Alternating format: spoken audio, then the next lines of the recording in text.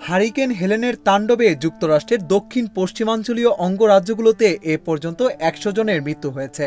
তবে মৃতের সংখ্যা ৬০০ ছাড়াতে পারে বলে আশঙ্কা করা হচ্ছে।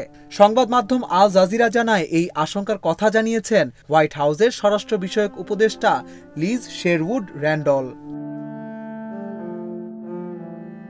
স্থানীয় সময় গতকাল সোমবার এক সংবাদ সম্মেলনে লিজ বলেন, এ পর্যন্ত নর্থ ক্যারোলাইনা থেকে ৩৯ জন, সাউথ ক্যারোলাইনায় ২৫ জন, জর্জিয়া থেকে ১৭ জন, ফ্লোরিডায় ১৪ জন, টেনেসিতে ৪ জন এবং ভার্জিনিয়া থেকে একজনের মরদেহ উদ্ধার করেছেন দুর্যোগ মোকাবিলা দপ্তরের উদ্ধারকর্মীরা।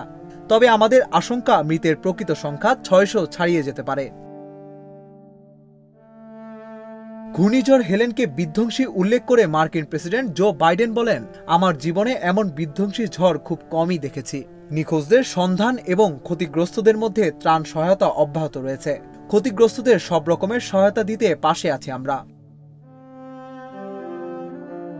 স্থানীয় সময় বৃহস্পতিবার রাত ১১টার দিকে ফ্লোরিডার বিগ বেন্ড উপকূলে আছড়ে পড়ে হারিকেন হেলেন।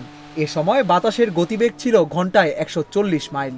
হারিকেনের তাণ্ডবে প্রাণহানির পাশাপাশি বিগ বেন্ড ও এর আশেপাশের এলাকার অজস্র গাছপালা ও বিদ্যুতের খুঁটি উপড়ে গেছে। বহু ঘরবাড়ি ক্ষতিগ্রস্ত হয়েছে, শত শত রাস্তা ডুবে গেছে।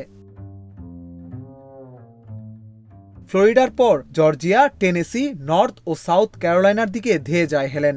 এ সময় কমতে থাকে ঝড়ের গতিবেগ। তবে ক্ষয়ক্ষতি কম হয়নি এসব অঙ্গরাজ্যে। সবচেয়ে ক্ষতিগ্রস্ত হয়েছে নর্থ ক্যারোলাইনা। অঙ্গরাজ্যটির কেবল একটি কাউন্টিতে মৃত্যু হয়েছে অন্তত ৩০ জনের। পানকম নামের ওই কাউন্টিতে ব্যাপক ক্ষয়ক্ষতি হয়েছে। মার্কিন আবহাওয়া দপ্তরের কর্মকর্তারা জানিয়েছেন, যুক্তরাষ্ট্রের ইতিহাসে এ পর্যন্ত যত হারিকেন আঘাত হেনেছে সেগুলোর মধ্যে অন্যতম বিধ্বংসী হেলেন।